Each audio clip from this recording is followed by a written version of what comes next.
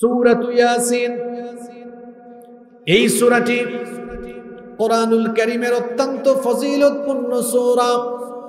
তিরমিজি শরীফের বর্ণনায় হাদিস এসেছে, আনাস ইবনে মালিক রাদিয়াল্লাহু আনহু হাদিসটি বর্ণনা করেছেন। তিনি বলেছেন, রাসূল কারীম আমরা সবাই মহব্বতে বলি সাল্লাল্লাহু আলাইহি ওয়াসাল্লাম বলেছেন, ইন্না লিকুল্লি শাইইন কলবা, নিশ্চয়ই প্রত্যেক জিনিসের একটা হার্ট আছে, প্রত্যেক জিনিসের একটা হৃদয় আছে, অন্তর আছে।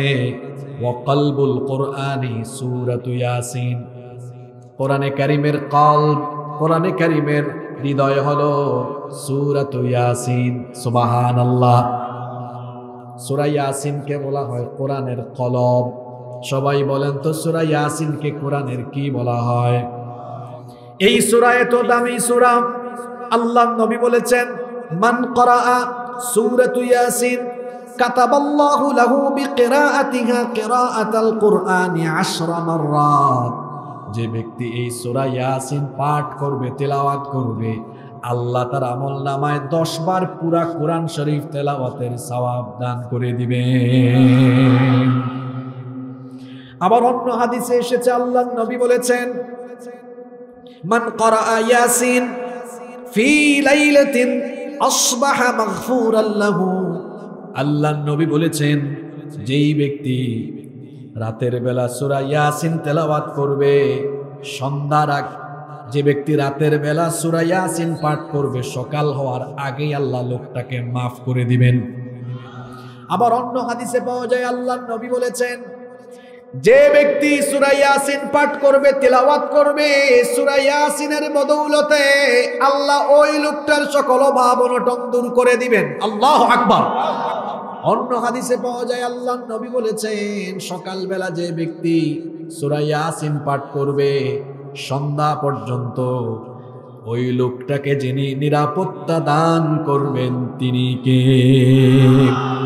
আবার আল্লাহর নবী সূরা ইয়াসিনের ব্যাপারে আরো বলেছেন, ইকরাউ সূরাতু ইয়াসিন আলা মাউতাকুম। তোমাদের মধ্য থেকে যদি কোনো ব্যক্তি মৃত্যু পথযাত্রী হয়, মৃত্যু পথযাত্রী ওই লোকটার সামনে বসে বসে সূরা ইয়াসিন তেলাওয়াত করো। সূরা ইয়াসিন তেলাওয়াতের বরকতে ওই লোকটার মৃত্যুকে আল্লাহ তাআলা সহজ করে দিবেন। এজন্য হাদিস বিশেষজ্ঞগণ বলেছেন, এই হাদিসগুলোকে জমা করে তারা সূরা ইয়াসিনের ব্যাপারে বলেছেন, এটি এমন একটি সূরা, এটি পাঠ করলে কঠিন বিপদ আপদকে আল্লাহ দূর করে দেন। এটি এমন একটি সূরা, যেই সূরা কোন মৃত্যু পথযাত্রী লোকের সামনে বসে তেলাওয়াত করলে আল্লাহ তার উপরে রহমত বরকত নাজিল করেন এবং তার মৃত্যুকে আল্লাহ তাআলা সহজ করে দেন। সুবহানাল্লাহ। আল্লাহ তাআলার 99টা গুণবাচক নাম আছে। আল্লাহ, এটি হচ্ছে আল্লাহ তাআলার জাতি নাম, সত্তাগত নাম, মূল নাম। গলার আওয়াজটাকে ছেড়ে দিয়ে মহব্বতে একটা ডাক দেন তো, সবাই বলেন আল্লাহ। এটা ছাড়াও আল্লাহর 99টা গুণবাচক নাম আছে।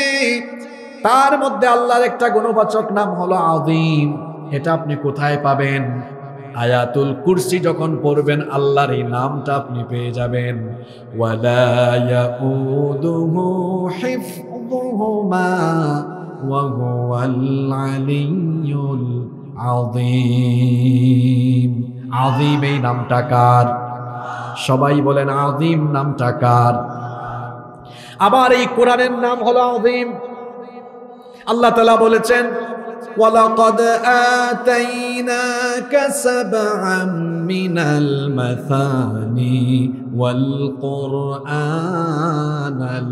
আযীম।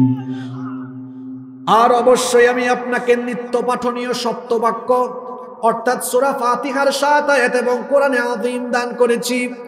খেয়াল করে শুনেন, আল্লাহর নাম হলো আযীম, আবার কোরআনের নাম হলো আযীম। এমন কি যাকে আল্লাহ আমাদের হেদায়েতের জন্য পাঠিয়েছেন, সেই নবীর পরিচয় দিতে গিয়েও আল্লাহ আযীম শব্দ ব্যবহার করেছেন। কোরআনে কারীমের 68 নম্বর সূরা, সূরা কলমের 4 নম্বর আয়াতে আল্লাহ বলেছেন, ওয়া ইন্নাকা লাআলা খুলুকিন আযীম। আর নিশ্চয়ই আপনি এক সুমহান আদর্শের উপরে সুপ্রতিষ্ঠিত। খেয়াল করে শুনেন, আল্লাহর পরিচয় দিতে গিয়ে আল্লাহ বলেছেন আজিম, আল্লাহর একটা নাম আজিম। নবীর চরিত্র বর্ণনা করতে গিয়ে আল্লাহ আজিম শব্দ দিয়ে পরিচয় দিয়েছেন। আবার কোরআনেরও আরেকটা নাম হলো আজিম, আবার সূরা ইয়াসিনেরও আরেকটা নাম হলো আযীমা। অর্থাৎ এই সূরা যেন তেন সূরা নয়, এটাকে সুমহান সূরা বা আযীম সূরা যিনি বলেছেন তিনি কে? এই সূরার আরেকটা নাম হচ্ছে সূরাতুল মুহিম্মাহ। মুহিম্মাহ এটা এমন একটি সূরা, এমন একটি সূরা, এই সূরা পাঠ করে যারা এই সূরা অনুযায়ী আমল করে আল্লাহ তাদেরকে দুনিয়ার বরকত দিয়ে ভরপুর করে দেন। সুবহানাল্লাহ। এই সূরার 5 নাম্বার নাম হলো সূরাতুদ দাফিআহ।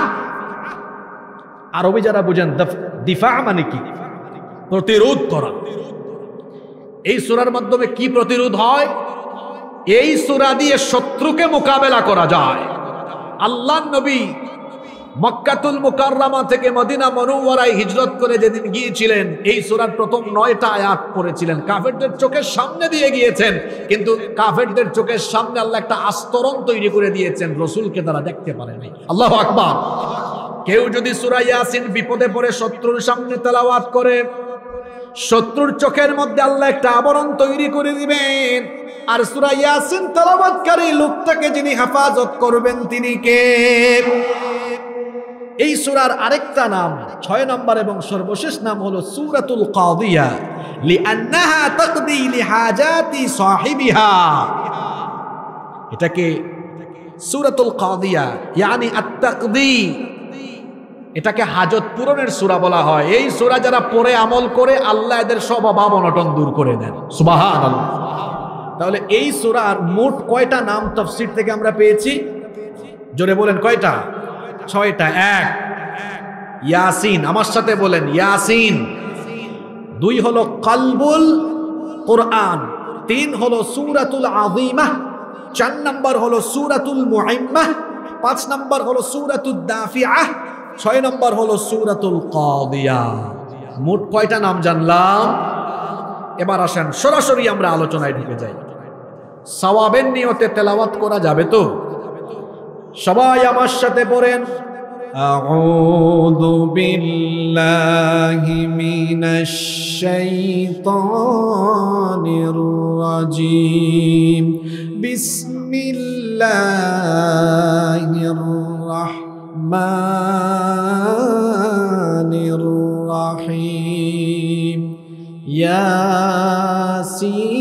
ইয়াসিন ওয়াল কুরআনিল হাকীম। ইয়াসিন এগুলো হচ্ছে আল হুরুফুল মুকাত্তাআহ, অর্থাৎ বিচ্ছিন্ন অক্ষর। আপনারা কোরআন তেলাওয়াত করলে দেখবেন কোরআনের অনেকগুলো সূরা আরম্ভ হয়েছে বিভিন্ন কালিমা, বিভিন্ন ওয়ার্ড, বিভিন্ন শব্দ দিয়ে। যেমন আলহামদুলিল্লাহি রাব্বিল আলামিন কালিমা দিয়ে শুরু হয়েছে। আবার কোরআনের 29টি সূরা শুরু হয়েছে অক্ষর দিয়ে, শব্দ দিয়ে না। কয়টা সূরা? 29টি সূরা বিচ্ছিন্ন অক্ষর দিয়ে শুরু হয়েছে। এখানে একটা আজব তথ্য নেন, কিছু কিছু সূরা শুরু হয়েছে একটা অক্ষর দিয়ে, কিছু কিছু সূরা আরম্ভ হয়েছে 2টা অক্ষর দিয়ে, কিছু কিছু সূরা আরম্ভ হয়েছে 3 অক্ষর দিয়ে, কিছু কিছু সূরা আরম্ভ হয়েছে 4 অক্ষর, কিছু কিছু সূরা আরম্ভ হয়েছে 5 অক্ষর দিয়ে। এই 1 থেকে 5-এর খেলা। 1 থেকে একটা অক্ষর দিয়ে কোরআনের সূরা শুরু হয়েছে। এমন সূরা কোরআনে আছে, যেমন একটা সূরার নাম হাফেজ ভাইরা বলেন তো দেখি, 50 নাম্বার সূরা, সূরা কফ। আল্লাহ এই সূরাটা শুরু করেছেন একটা অক্ষর দিয়ে। আল্লাহ তাআলা বলেছেন কফ ওয়াল কুরআনিল মাজিদ। একটা অক্ষর দিয়ে আরেকটা সূরা শুরু হয়েছে, সেই সূরার নাম হচ্ছে সূরা নুন। নুন ওয়াল কলামি ওয়া মা ইয়াসতুরুন। এভাবে একটা অক্ষর দিয়ে সূরা শুরু হয়েছে, আবার 2 অক্ষর দিয়ে সূরা শুরু হয়েছে। সহজ প্রশ্ন করি, বলেন তো 2 অক্ষর দিয়ে সূরা শুরু হয়েছে এমন একটা সূরার নাম কি? পারলেন না, আজকের সূরাটাই তো 2 অক্ষর দিয়ে। সূরার নাম কি? সবাই বলেন সূরার নাম কি? ইয়াসিন কয়টা অক্ষর? আবার আরো আছে 2 অক্ষর দিয়ে সূরা তাহা। 3 অক্ষর দিয়ে সূরা শুরু হয়েছে, এটাও কমন, আপনারা পারবেন। একেবারে 2 নাম্বার সূরায় চলে যান, 3টা অক্ষর দিয়ে শুরু হয়েছে, আলিফ লাম মিম তা সিন মিম। এইভাবে করে 3 অক্ষর দিয়ে শুরু হয়েছে এমন সূরা আছে, আবার 4টা অক্ষর দিয়ে শুরু হয়েছে এমন সূরাও আছে। যেমন দেখেন আলিফ লাম মিম সাদ, কয়টা অক্ষর? 5টা অক্ষর দিয়ে শুরু হয়েছে এমন সূরাও আছে। চলে যান সূরা মারিয়ামে, আল্লাহ বলেছেন কাফ হা ইয়া আইন সাদ, অক্ষর হইল কয়টা? এইভাবে কাটা কাটা অক্ষর, বিচ্ছিন্ন অক্ষর, যেগুলোকে আরবিতে বলা হয় হরুফে মুকাত্তাআত। হরুফে মুকাত্তাআত দিয়ে কোরআনের 1টা 2টা সূরা নয়, সর্বমোট 29টা সূরা শুরু হয়েছে হরুফে মুকাত্তাআত দিয়ে। কথা বুঝে থাকলে বলেন, বিচ্ছিন্ন বিচ্ছিন্ন অক্ষর দিয়ে কোরআনের সূরা শুরু হয়েছে মোট কয়টা? আস্তে বলবেন না, পুরুষোচিত কণ্ঠে বলেন কয়টা? আজকের এই সূরা এটাও শুরু হয়েছে হরুফে মুকাত্তাআত দিয়ে, এটাও শুরু হয়েছে কাটা কাটা অক্ষর দিয়ে। আল্লাহ শুরু করেছেন এভাবে মহব্বতে, বলেন ইয়াসিন ওয়াল কুরআনিল হাকীম। ইয়াসিন, এগুলো হরুফে মুকাত্তাআত। কোরআনের আয়াতগুলো 2 ভাগে বিভক্ত। কোরআনের আয়াতগুলো কয় প্রকার? 2 প্রকার। কিছু আয়াত হলো মুহকাম, আর কিছু আয়াতকে বলা হয় মুতাশাবিহ। মুহকাম আয়াত হলো যে আয়াতের অর্থও বোঝা যায়, ব্যাখ্যাও বোঝা যায়, এগুলো আমরা অর্থ বুঝি, ব্যাখ্যাও বুঝি। আর মুতাশাবিহ আয়াত হলো যেগুলোর অর্থ আমরা পারি না, আলেমরা পারেন না, আপনারা কেমনে পারবেন? আমরাও পারি না, জানি না, বুঝি না, কেউ জানে না। এই আয়াতগুলোর অর্থ আর ব্যাখ্যা একমাত্র একজনই জানেন, জোরে বলতে হবে তিনি কে?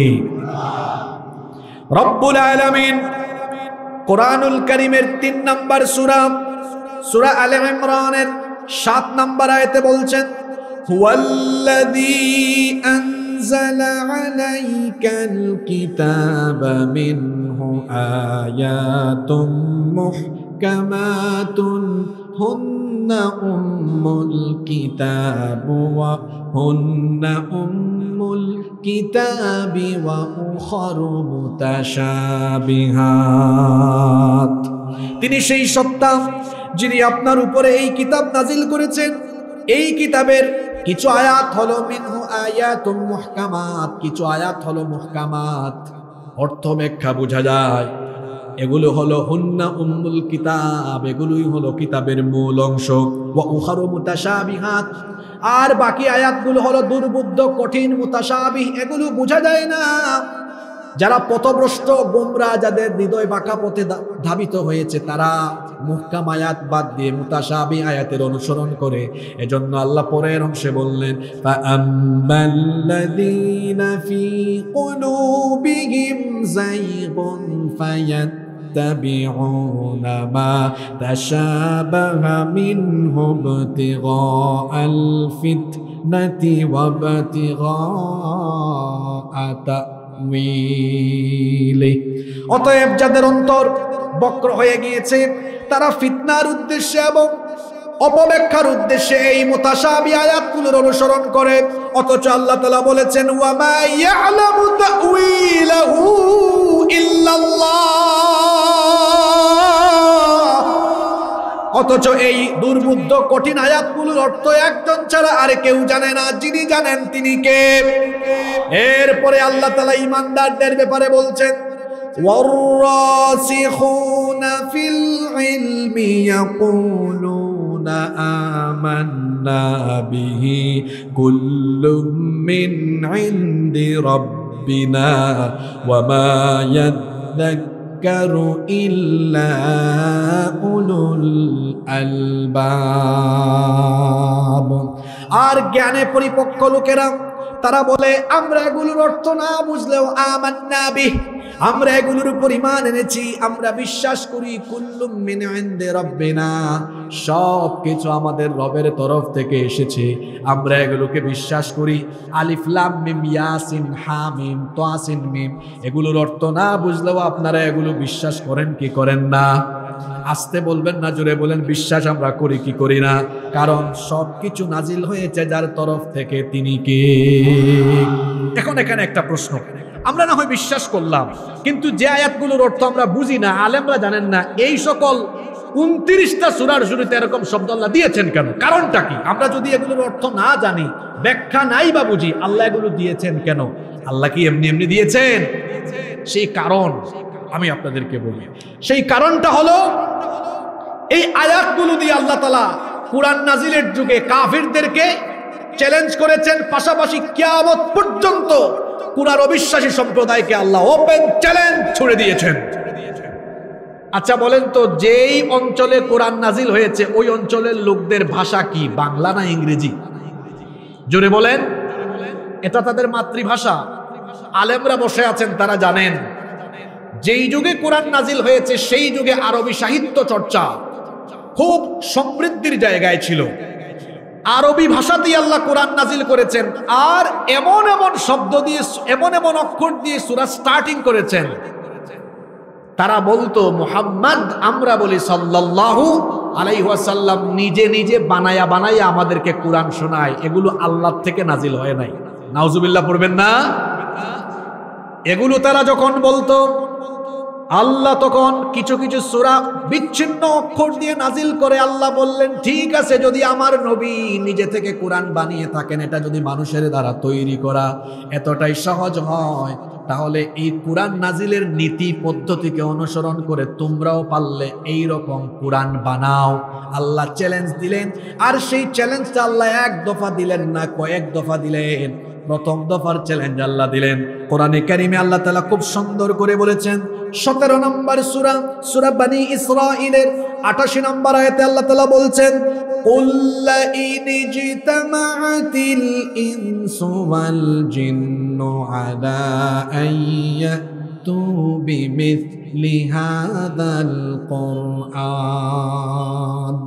ও নবী, আপনি বলুন, যদি দুনিয়ার সকল মানুষ এবং জিন, শুধু মানুষ নয়, মানুষ আর জিন সবাই মিলে যদি চেষ্টা করে কোরআনের মতো আরেকটা কোরআন বানাবে, বলেন তো কিয়ামত পর্যন্ত পারবে নাকি? জোরে বলেন, পারবে নাকি? আল্লাহ তাআলা এবার বললেন, লা ইয়াতুনা বিমিসলিহি ওয়ালাউ কানা বা'দুহুম লিবা'দিন যাহিরা। কখনো তারা পারবে না। আল্লাহ প্রথম দফায় চ্যালেঞ্জ করেছেন, পারলে পুরা কোরআনের মতো একটা কোরআন বানাও।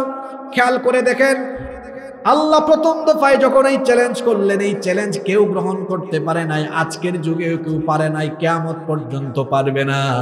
আল্লাহ দ্বিতীয় দফা সুযোগ দিয়ে রেখেছেন, শোনো, কোরআনের মতো কোরআন বানানো লাগবে না। কোরআনে মোট সূরা আছে কয়টা? 114টা। আল্লাহ বললেন, পুরা কোরআনের মতো কোরআন বানানো লাগবে না।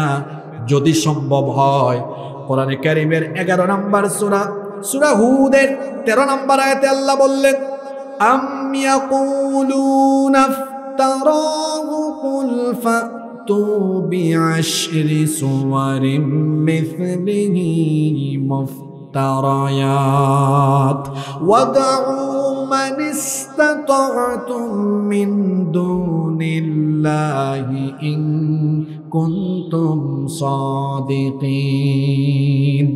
পুরা কোরআনের মতো কোরআন লাগবে না। যদি সম্ভব হয়, কোরআনের সূরাগুলোর মতো 10টা সূরা বানাও। খেয়াল করে শুনেন, বলেন তো এই দফায় কয়টা সূরা বানানোর জন্য টায়ার্ড হয়ে গেছেন? কয়টা সূরা? 10টা সূরা। ও ভাই, আমার পাশে থেকে উল্টাপাল্টা জবাব দিয়েন না। 10টা সূরা বলেছেন আল্লাহ, পারলে বানাও। সেই যুগের কাফিররা পেরেছে নাকি? এই যুগের সব জ্ঞানী গুণী বুদ্ধিজীবী মিলে পারবে নাকি? এবার আল্লাহ তাআলা তৃতীয় দফায় আরেকটা সুযোগ দিয়ে রেখেছেন। প্রথম দফায় তো আল্লাহ বলেছেন পারলে কোরআনের মতো কোরআন বানাও। দ্বিতীয় দফায় বলেছেন কোরআনের মতো কোরআন লাগবে না, পারলে 10টা সূরার মতো 10টা সূরা বানায় নিয়ে আসো। তৃতীয় দফায় আল্লাহ বললেন 10টা সূরাও লাগবে না, যদি সামর্থ্য থাকে একটা সূরাও বানাও। আল্লাহু আকবার। কোরআনে কারীমের 2 নম্বর সূরা সূরাতুল বাকারা এর 24 নম্বর আয়াতে আল্লাহ তাআলা বলছেন, ওয়া ইন কুনতুম ফি রাইবিম মিম্মা নাযালনা আলা আবদিনা ফাতু বিসূরাতিম মিন মিথলিহি ওয়াদউ শুহাদাআকুম মিন দুনিল্লাহি ইন কুনতুম সাদিকিন। আল্লাহ তাআলা বলছেন, আর আমি আমার বান্দার উপরে যা নাজিল করেছি এ ব্যাপারে তোমরা যদি সন্দেহ পোষণ করে থাকো, তাহলে আমি আমার বান্দার উপরে যে সূরাগুলো নাজিল করেছি অনুরূপ তোমরা পারলে একটা সূরা বানাও। বলেন তো কোরআনের সবচাইতে ছোট সূরার নাম কি? আরো আস্তে বলেন, নাম কি? সূরাতুল কাউসার। আয়াত সংখ্যা কত? 3। ইন্না আ'তাইনাকাল কাউসার ফাসাল্লি লিরাব্বিকা ওয়ানহার ইন্না শানিআকা হুয়াল আবতার। এই যে ছোট্ট 3 আয়াত বিশিষ্ট সূরা, বলেন তো দুনিয়ার সকল জ্ঞানী গুণী বুদ্ধিজীবী একত্রিত হয়েও কিয়ামত পর্যন্ত চেষ্টা করলে বলেন তো দেখি 3 আয়াত বিশিষ্ট ছোট্ট একটা সূরাও বানাতে পারবে নাকি? একটা ঘটনা মনে পড়ছে, ঘটনাটা কি বলবো? আল্লাহর নবীর পরে তো আর কোনো নবী নাই, তবে নবীজি বলেছেন আমার পরে নবী আসবে ভণ্ড হিসাবে মোট 30 জন। কয়জন? এটা বুখারী শরীফের হাদিস। লা তাকুমুস সাআহ হাত্তা ইয়াবআসা দাজ্জালুনা কাযাবুন করিবুম মিন 30। ততদিন পর্যন্ত কিয়ামত হবে না যতদিন না আমার পরে 30 জন ভণ্ড নবী না আসে। ইতিমধ্যে 27-28 জন হয়ে গেছে, তার মানে কিয়ামত দূরে না কাছে? মুসাইলামা, তার নাম শুনেছেন তো আপনারা? সে যখন তাকে নবী বলা শুরু করলো, মানুষজন তাকে গিয়ে বলল, আচ্ছা তুমি যে নবী, তোমার কাছে কি জিবরিল আসেন না? জিবরিলের সাথে তোমার কি দেখা সাক্ষাৎ হয় না? তোমার কাছে কি কুরআন নাজিল হয় না? তখন মুসাইলামা জবাব দিল, দেখো ভাই, আমি মাত্র নবী হয়েছি, নতুন, কয়েকদিন টাইম দাও, কিছুদিন গেলে জিবরিল আমার কাছে আসবে, কুরআন নাজিল হবে, নতুন নবী তো একটু সময় দাও। কিছুদিন পরে সে নিজেই লোকজনকে ডেকেছে, ডেকে বলতেছে গত রাতেই আমার কাছে জিবরিল এসেছিলেন। মানুষজন আশ্চর্য হয়ে বলতেছে, তাই নাকি? তো তোমার কাছে কোন সূরা নাজিল হয়েছে? কয় হয়েছে তো। মানুষ জিজ্ঞেস করলো কোন সূরা? সে বলল আমার কাছে যে সূরা নাজিল হয়েছে এই সূরার নাম হলো সূরাতু ফিল। সূরার নাম কি? কোরআনেও তো একটা ফিল আছে, আলাম তারা কাইফা ফাআলা রাব্বুকা বিআসহাবিল ফিল, এই ফিল না। মানুষজন বলল আচ্ছা কোন ফিল দেখি বলো তো। এবার মুসাইলামা তেলাওয়াত আরম্ভ করছে। দেখেন কোরআন বানাইতে গেলে ঘটনা কি হইতে পারে। সে বলতেছে আমার কাছে যে সূরা নাজিল হয়েছে সেটা হলো এরকম, আল ফিল মাল ফিল ওয়া মা আদরাকা মাল ফিল লাহু দানাবু ওয়া বিল ওয়া লাহু খুরতুমুন তাওয়িল। ছন্দ মিল আছে কিন্তু অর্থ তো খুব সাংঘাতিক। আল ফিল হাতি, মাল ফিল হাতি কি, ওয়া মা আদরাকা মাল ফিল আপনি কি জানেন হাতি কি, লাহু দানাবু ওয়া বিল তার লেজ আছে, ওয়া লাহু খুরতুমুন তাওয়িল আর তার লম্বা একটা সুর আছে। এ যেন হাতির রচনা আরম্ভ হয়েছে। মানুষজন বলল মুসাইলামা তুই যে একটা মিথ্যুক, ভণ্ড, ধোঁকাবাজ, প্রতারক, এটা প্রমাণ হওয়ার জন্য এই সূরাটাই যথেষ্ট, আর কিছু লাগবে না।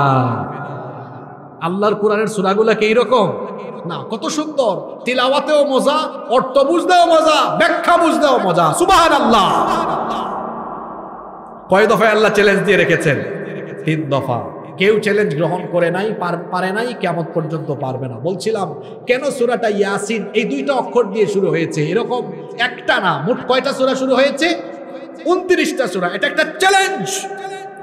দেখি পারলে এই স্টাইলে বানাও তো কিছু। পারবে? এবার আসেন এই সূরা ইয়াসিনের কয়টা অর্থ?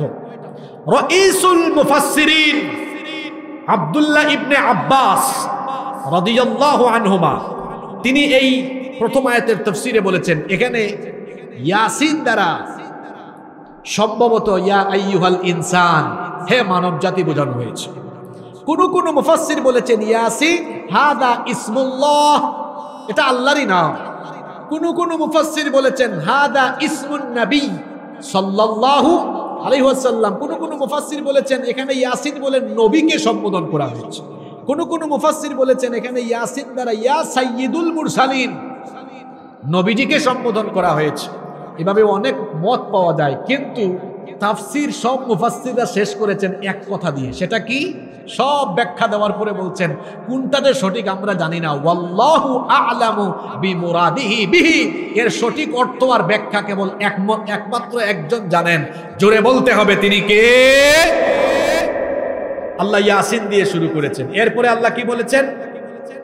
ওয়াল কুরআনিল হাকীম, বিজ্ঞানময় কোরআনের কসম। আল্লাহ এখানে বিজ্ঞানময় কোরআনের কি করেছেন? কসম। এখানে শুরুতে যে ওয়াও এসেছে এটা হচ্ছে ওয়াও আল কাসমিয়া, এটা শপথের জন্য ব্যবহার হয়েছে। আপনারাও কসম করেন, মাঝে মাঝে কসম করেন না? তবে কসম করতে গিয়া মাঝে মাঝে অনেকে শিরক করে ফেলে, ঈমান হারিয়ে ফেলে।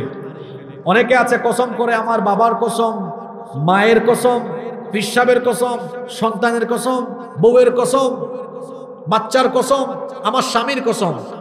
মনে রাখবেন আল্লাহ ছাড়া কারো নামে কসম করলে শিরক হয়ে যায়। আল্লাহর নবী বলেছেন মান হালাফা বিগাইরিল্লাহি ফাকাদ আশরাকা, যে ব্যক্তি আল্লাহ ছাড়া অন্য কারো নামে কসম করলো সে আল্লাহর সাথে শিরক করলো। নাউযুবিল্লাহি মিন যালিক। আল্লাহ আমাদেরকে শিরক থেকে বাঁচান, বলেন আমিন। আল্লাহ এখানে বিজ্ঞানময় কোরআনের কসম করেছেন। আল্লাহ কেন কসম করেন? আল্লাহ কসম করেন এই কারণে, কসমের পরে যে বিষয়বস্তু নিয়ে আল্লাহ আলোচনা করেন ওই বিষয়ের সাথে সম্পর্কিত জিনিসের কসম আল্লাহ করেন। এখানে পরের আয়াতে আল্লাহ বলেছেন ইন্নাকা লামিনাল মুরসালিন, নিশ্চয়ই আপনি রসুলদের অন্তর্ভুক্ত।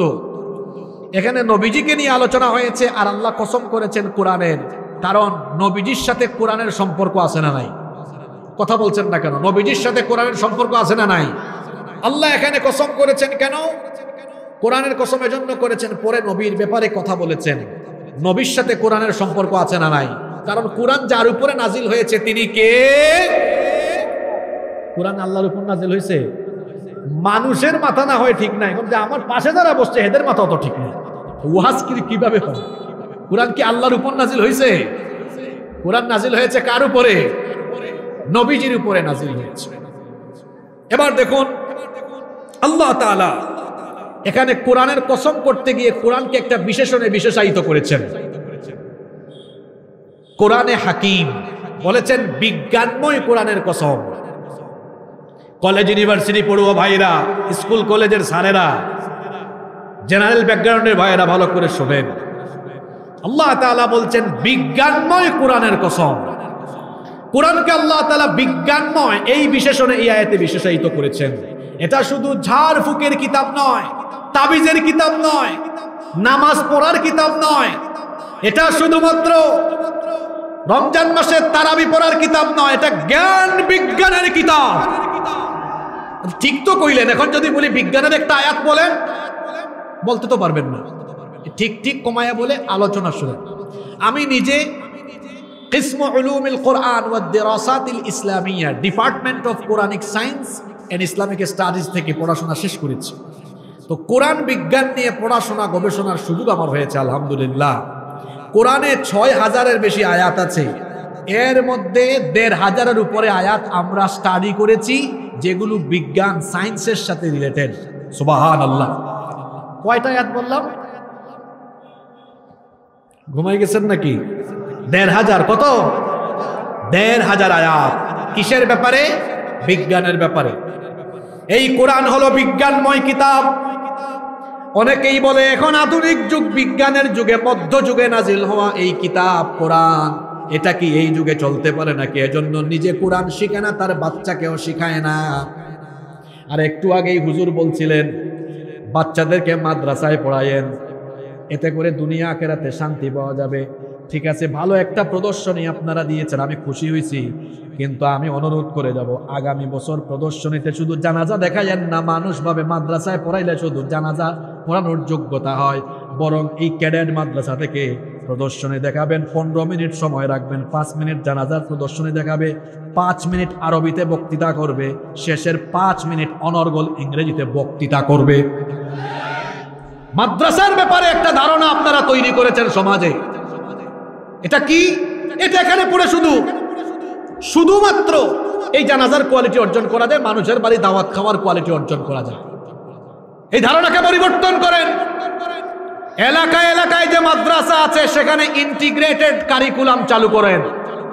সেখানে যেমন কোরআন, হাদিস, আরবি, আকীদা, ফিকহ, সিরাত থাকবে, পাশাপাশি মাদ্রাসাগুলোতে ইংলিশ, ম্যাথ, আইটি, সোশ্যাল স্টাডিজের সকল সাবজেক্ট রাখবেন, যাতে আমার মাদ্রাসার ছেলেরা কম্পিউটার স্কিল তার জন্য ভালো থাকে, আইটি স্কিল তার জন্য ভালো থাকে, সেজন্য ইংরেজিতে অনর্গল কথা বলতে পারে, সেজন্য কম্পিউটারে এইরকম আমার পেছনে যে এলইডি টিভি আছে এখানে দাঁড়ায় যেন 1 ঘন্টা স্লাইড প্রেজেন্টেশন দিতে পারে। মাদ্রাসায় পড়লে শুধু ইমামতি করা যায়, এই ধারণা পাল্টে দেন।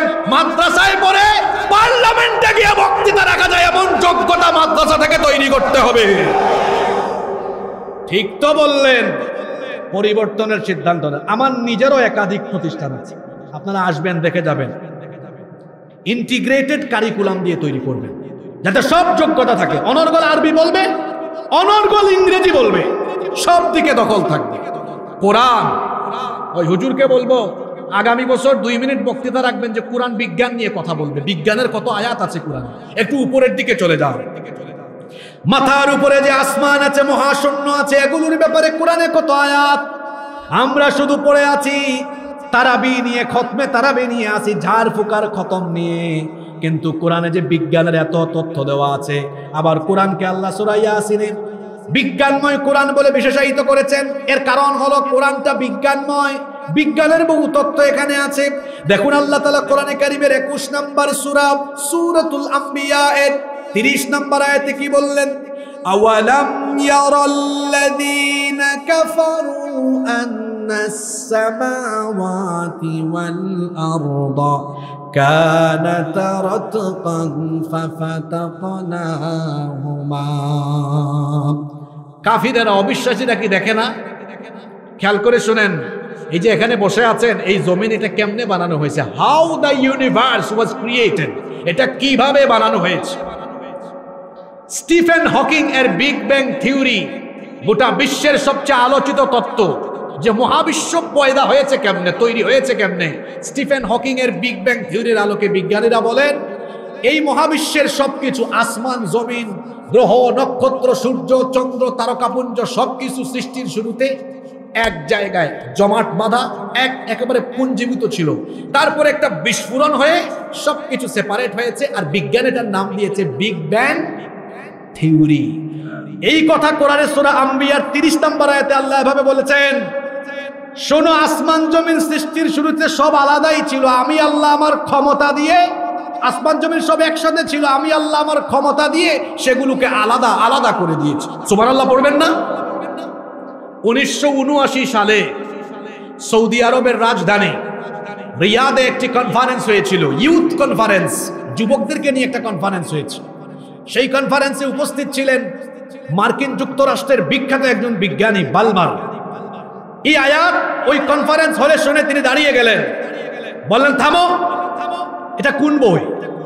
কোন বইয়ে এই তথ্য পেয়েছো? বিজ্ঞান তো কিছুদিন আগে মহাবিশ্ব সৃষ্টির ধারণা দিয়েছে, এটা আবার কোন বই? এই বই এই তথ্য ঢুকলো কেমনে?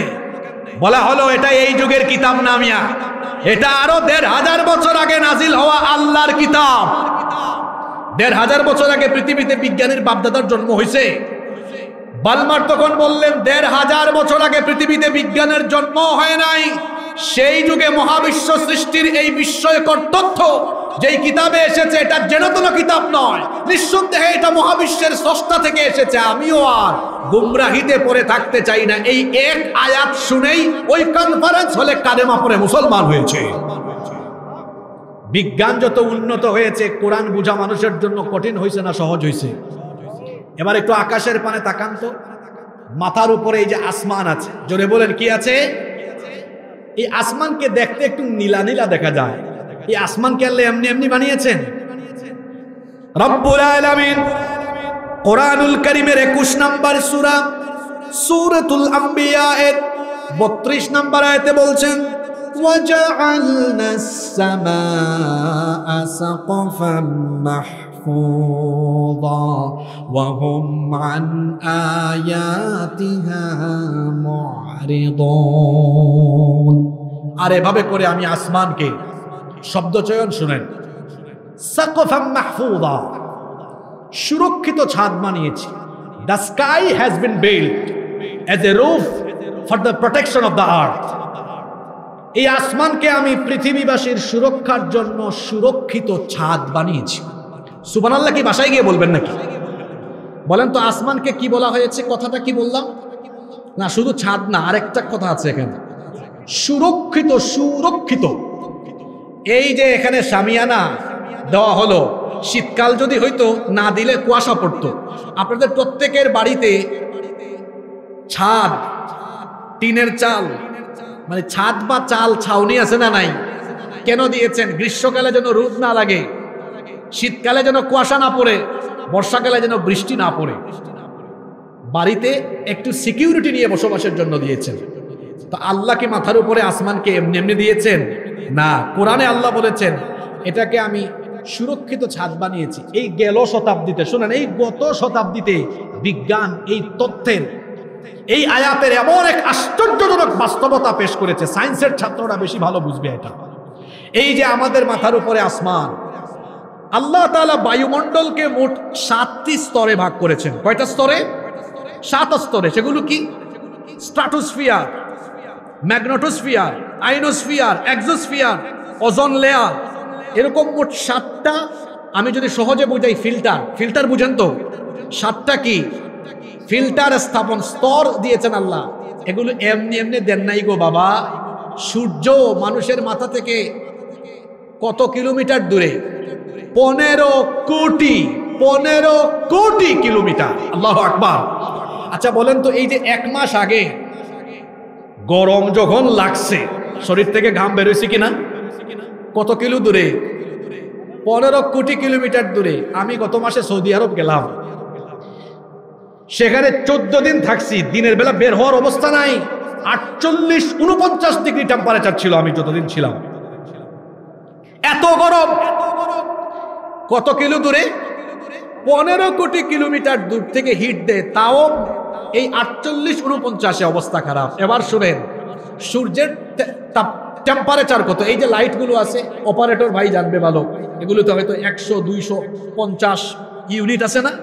সূর্যের তাপমাত্রা কত? বিজ্ঞানীরা বলছেন সূর্যকে যে টেম্পারেচার দেওয়া হয়েছে তার পরিমাণ হলো 1,40,00,000 সেন্টিগ্রেড। কিন্তু ওই 1,40,00,000 সেন্টিগ্রেড থেকে আজকে আপনারা দিনের বেলা তাপমাত্রা পাইছেন কত? 28-29। কেন এত কম পাইছেন? কখনো কি চিন্তা করছেন? খালি যে খতম করেন কোরআনের এই আয়াতগুলো নিয়ে ভাবেন না কেন? কেন এত কম পাইলেন?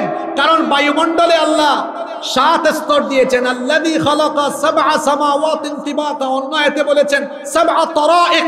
এটাকে 7 স্তরে ভাগ করে দিয়েছি। সূর্যের আলো এসে প্রথম স্তরে ধাক্কা খায়, ধাক্কা খাইয়া দ্বিতীয় স্তরে যায়, আরেকটু ধাক্কা খায়। এরকম 7টা স্তরে ধাক্কা লাগতে লাগতে তার আলো কমে গিয়ে ফিল্টারিং হয়ে যতটুকু আলো হলে আমরা বাঁচবো, গাছপালা বাঁচবে, পশু পাখি বাঁচবে, ততটুকু আলো আল্লাহ আমাদেরকে দান করে। যারা বিমানে সফর করেন, 6 ঘন্টা 7 ঘন্টা সফর করার পরে বিমান যখন ল্যান্ডিং এ যায়, দেখবেন ল্যান্ডিং সিচুয়েশনে 2 কান বন্ধ হয়ে যাওয়ার অবস্থা হয় না? অনেক উপরে যখন বিমান উঠে যায়, টেম্পারেচার দেখবেন, উইন্ডো জানালার পাশে বসলে একটু হাত দিয়ে দেখবেন কি ঠান্ডা। মহাশূন্যে খালি স্থানের তাপমাত্রা বিজ্ঞানীরা বলেছেন -270, -270। এই যে আমার ভাই আজকে এসেছেন, গত বছর এই লালমনিরহাটে একটা মাহফিলে আসছিলাম, আমি চাদর মুড়াইয়া এমনি বসছি। আপনারা গেছিলেন নাকি কেউ ওই মাহফিলে? এত ঠান্ডা ছিল। যাই হোক, সেদিন হয়তো 14-15 ডিগ্রি ছিল, তাও ঠান্ডা। আর মহাশূন্যের খালি স্থানের তাপমাত্রা কত? -270। আমি 5-6 বছর আগে ভারতের হিমাচল প্রদেশের সিমলা মানালি, আপনারা এই গুগলে সার্চ করবেন, সিমলা মানালি অনেক সুন্দর জায়গা। তো অক্টোবরে গিয়েছিলাম, -4 ছিল, -4 প্লাস না, -4। আর বিজ্ঞানীরা বলছেন মহাশূন্যে খালি স্থানের তাপমাত্রা হলো -270। খুব গরম, তাই না? কথা বুঝতেছেন আপনারা? খুব গরম নাকি? প্রচন্ড ঠান্ডা হিমবাহ, ওইটা কি নেমে আসতে পারে? কথা বলেন না কেন? এটা দুনিয়ায় আসে? কেন আসে না? ওই যে 7 স্তরে ধাক্কা খায়, আসতে পারে না। আল্লাহ বলেছেন, শুনো বান্দা, তোমাদের মাথার উপরে আসমানকে প্রোটেকশন বানিয়েছি, তোমাদের জন্য সুরক্ষিত ছাদ বানিয়েছি, বেশি গরমও আসে না, বেশি ঠান্ডাও আসে না। আবার মহাশূন্যে ক্ষতিকর উল্কা আছে, একটা উল্কা এই মুহূর্তে পড়লে দুনিয়া জ্বলে পুড়ে ছাই হয়ে যাবে, একটা উল্কাও আসতে পারে না। আল্লাহ 7 স্তর দিয়ে বাধা দিয়ে রেখেছেন। এভাবে আল্লাহ আসমানকে সুরক্ষিত ছাদ বানিয়ে পৃথিবীকে বসবাসের উপযোগী করে দিয়েছেন। সুবহানাল্লাহ। এটা বিজ্ঞান গবেষণা করে এই তথ্যগুলো দিয়েছে গত শতাব্দীতে, আর কোরআনে আল্লাহ এই তথ্য দিয়েছেন 1500 বছর আগে। আপনার বিজ্ঞান পুরাতন না কোরআন পুরাতন? বলছে কোরআন নাকি পুরাতন, মানে তথ্যগত দিক থেকে কোরআন পুরাতন, ঠিক আছে, কিন্তু আগে কি কোরআন না বিজ্ঞান? বিজ্ঞান কি কোরআনের উপর নির্ভরশীল না কোরআন বিজ্ঞানের উপরে? বিজ্ঞান কোরআনের উপরে নির্ভরশীল। আল্লাহ এই যে আমরা এই সূরা আজকে এমনি এমনি শুরু করে নাই, ওয়াল কুরআনিল হাকিম, এটা বিজ্ঞানময় কোরআন। এই বিজ্ঞানময় কোরআনের কসম করেছেন কে?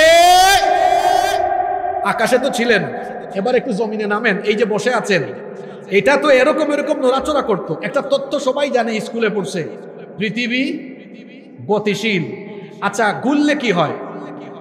মনে করেন যদি এটা এখন ঘুরে, দেখতেছেন তো, এরকম যদি পৃথিবী ঘুরতেই থাকে অনবরত, আমরাও তো ঘুরে যাব।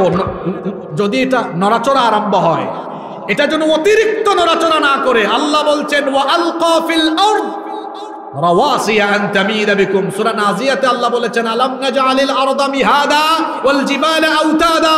আমি কি জমিনের উপরে পাহাড়কে পেরেকের মতো ঘেরে দিয়ে জমিনকে তোমাদের বসবাসের উপযোগী বানাইনি? সুবহানাল্লাহ পড়বেন না? এই চেয়ার একটা সময় গাছের কয়েকটা কাঠ ছিল, কাঠের টুকরা। আচ্ছা বলেন তো, আপনাদের এলাকায় নদীতে নৌকা চলে না? নৌকা যদি পেরেক মাইরা, পেরেক না মেরে যদি তক্তা দিয়ে দেয়, এটা দিয়ে চলাচল করা যাবে? যাবে না। যখন পেরেক ঢুকায় দেওয়া হয়, এই চেয়ার এখন বসার উপযোগী হয়ে গেল। এই যে পেরেক আমার বাম পাশে, এই পেরেক আল্লাহ বলেছেন পাহাড়কে পেরেকের মতো ঢুকায় দিয়েছেন। এখন বলেন তো, পেরেকের কোন অংশ বেশি, নিচের দিকে না উপরের অংশে? নিচের দিকে পেরেকের বেশি অংশ ঢুকে গিয়েছে। তাহলে আমরা যে পাহাড় দেখি, আমার বাড়ি সিলেটে উঁচা উঁচা পাহাড় দেখি, কোরআনে আল্লাহ বলেছেন যে আমি জমিনের উপরে পাহাড়কে পেরেকের মতো কেটে দিয়েছে, তো পাহাড়ের তো বেশি অংশ দেখি উপরের দিকে দেখা যায়। একটু গুগল শরীফে আজকে সার্চ করিয়েন ওয়াজের পরে। এই যে মাউন্ট এভারেস্টের চূড়া হলো জমিন থেকে 9 কিলোমিটার উঁচু, আর বিজ্ঞানীরা গবেষণা করে দেখেছেন, ভূতত্ত্ববিদরা গবেষণা করে দেখেছেন, এর গভীরতা শেকড় হলো 125 কিলোমিটার পর্যন্ত বিস্তৃত। আল্লাহু আকবার। তাহলে পাহাড় পর্বতকে যে আল্লাহ পেরেকের সাথে তুলনা করেছেন, যৌক্তিক না অযৌক্তিক? যৌক্তিক না অযৌক্তিক? আসেন এবার, এখন তো ডিজিটাল যুগ, অফিসে গিয়ে কেউ হাজিরা দেয় না, কি দেয়? আপনার সাথে আমারটার কোনো মিল নাই। আপনার সাথে কেমনে মিলবে? আমার একটার সাথে তো আরেকটার মিল নাই। যখন সিম রেজিস্ট্রেশন করেন, দেখবেন আঙ্গুলের ছাপ, পাসপোর্ট করতে গেলে আঙ্গুলের ছাপ, সাব রেজিস্ট্রি অফিসে গেলে দলিলেও আঙ্গুলের ছাপ, ভোট দিতে গেলেও আঙ্গুলের ছাপ, বিদেশে গেলে ইমিগ্রেশনেও আঙ্গুলের ছাপ। কেন? আমারটার সাথে আপনারটার কোনো মিল। এখন 2025 সাল, 1800 সালের আগ পর্যন্ত ফিঙ্গারপ্রিন্টের কথা মানুষ জানতই না। সর্বপ্রথম ব্রিটিশ বিজ্ঞানী উইলিয়াম হার্সাল মানবদেহের উপরে গবেষণা চালিয়ে ইংল্যান্ডে সর্বপ্রথম এই ফিঙ্গারপ্রিন্ট শুরু হয়, পরে সারা পৃথিবীতে ছড়িয়ে যায়। কিন্তু যেই কোরআনকে শুধু খতমেরা রমজান মাসে তারাবির কিতাব বানিয়েছেন, এই কোরআন তো আপনি দেখলেন না, পড়লেন না, বুঝলেন না। খুলেন তো একটু কোরআন। কোরআনে কারিমের 75 নম্বর সূরা, সূরাতুল কিয়ামা এর 3 এবং 4 নম্বর আয়াতে আল্লাহ তাআলা বলছেন, আয়াহসাবু আল্লান নাজমা'a 'idama বালা কাদিরিনা আলা আন নুসাউইয়া বানানা। যারা বলে মানুষ মারা যাওয়ার পরে তাকে আবার তার লাশ পচে গেলে গলে গেলে কেমনে আবার জোড়া লাগাইয়া জীবিত করা হবে? আল্লাহ বলছেন, বান্দারে, তোমার পচে যাওয়া গলে যাওয়া হাড্ডি গুড্ডি মাংসকে শুধু আমি জোড়া লাগাবো না, বরং তোমাদের প্রত্যেকের হাতের আঙ্গুলের যে মাথা আঙ্গুলের ছাপ আছে ওইটা পর্যন্ত আমি আবার একত্রিত করে দিব। এই তত্ত্ব আল্লাহ কোরআনে বলেছেন কত বছর আগে? ঘুমায়া গেছেন, ভালোই হয়েছে, ১৫০০ বছর আগে। কত বছর আগে? আর বিজ্ঞান বলেছে 1800 সালে, অর্থাৎ এখন থেকে মাত্র 225 বছর আগের কথা। বলেন তো দেখি, তাহলে কোরআন আগে না বিজ্ঞান আগে? মাদ্রাসার হুজুরদেরকে বলবো মাহফিল আগামী বছর এগুলা শোনাবেন, তাইলে মানুষ বাচ্চাদেরকে মাদ্রাসায় দিবে, স্কুলে দিবে না। আমার দেশে স্কুল কলেজে অপূর্ণতা আছে। কিভাবে অপূর্ণতা? স্কুলের ছাত্ররা ইংরেজি পারে, সব পারে, ওযু করতে জানে না, কোরআন পড়তে পারে না, নামাজটাও পড়তে পারে না। এটা হলো স্কুলের অপূর্ণতা। মাদ্রাসায় অপূর্ণতা আছে। ওযু জানে, গোসলের ফরজ জানে, কোরআন জানে, হাদিস জানে, একটু শুদ্ধ করে বাংলা বলতে পারে না, অনেকে ইংরেজি বলতে পারে না, কম্পিউটার চালাইতে পারে না, শুধু ইমামতি পারে। মাদ্রাসায়ও অপূর্ণতা, স্কুলেও অপূর্ণতা। আপনারা উদ্যোগ নেন, এলাকায় এলাকায় এমন মাদ্রাসা গড়ে তুলবেন, এই মাদ্রাসায় আমাদের ছেলেরা যেমনি ভাবে কোরআন হাদিসের চর্চা করবে, ঠিক তেমনি ভাবে আধুনিক শিক্ষা গ্রহণ করে এরা গোটা বিশ্বকে নেতৃত্ব দেওয়ার মতো যোগ্যতা অর্জন করবে। আপনারা কি রাগ করলেন নাকি আমার কথা? কোরআন এটা শুধু ঝাড়ফুঁকের কিতাব নয়। এজন্য আল্লাহ তাআলা সূরা ইয়াসিনে বলেছেন, আমার সাথে পড়েন, ইয়াসিন ওয়াল কুরআনিল হাকীম। ইয়াসিন, বিজ্ঞানময় কোরআনের কসম। আপনাদের কষ্ট হচ্ছে তাই না? এবার মূল জায়গায় চলে আসছি। আল্লাহ এবার বলছেন, যে জন্য কসম করলেন সেই কথাটা এখন বলছেন, যে কারণে কসম করেছেন সেই কথা আল্লাহ এখন বলছেন। সেই কথাটা হলো, আল্লাহ বলছেন, ইন্নাকা লামিনাল মুরসালিনা আলা সিরাতিম মুস্তাকিম। নিশ্চয়ই আপনি রাসূলদের অন্তর্ভুক্ত। আপনি বলে কাকে বোঝানো হচ্ছে? মুহাম্মদুর রাসূলুল্লাহ সাল্লাল্লাহু আলাইহি ওয়াসাল্লাম। দেখেন, এই কথাটা বলার জন্য, এটা 3 নম্বর আয়াত, এই কথাটা বলার জন্য আগের 2 আয়াতে প্রথমে ইয়াসিন হরফে মুকাত্তাআত, পরের আয়াতে কোরআনের কসম। কসমটা শুধু করেছেন এই কথাটা বলার জন্য। কোন কথাটা? আপনি রাসূলদের একজন। আল্লাহ কসম করলেন কোরআনের, এরপরে বললেন আপনি রাসূলদের একজন। কেন তাহলে কোরআনের কসম করলেন? কারণ কাফিররা আল্লাহর নবীকে বলেছে যে তুমি তো আসলে রাসূল না। নাউজুবিল্লাহ পড়তে মন চায় না?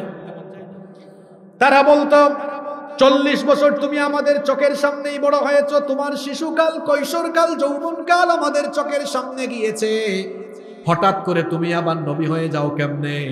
তোমাকে আমরা নবী হিসাবে মানি না, রাসূল হিসাবে মানি না।